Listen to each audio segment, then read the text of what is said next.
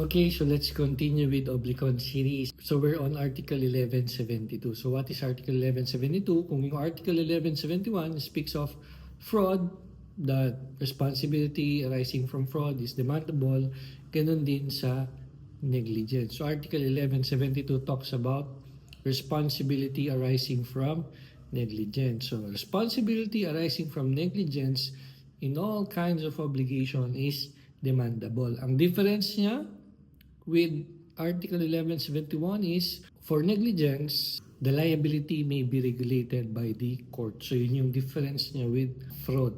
So ang key difference lang is liability from fraud cannot be regulated by the court, pero yung negligence, liability from negligence may be regulated by the court. So pwedeng bawasan, which depends on the severity of the negligence. So kung gross negligence, no, baka hindi.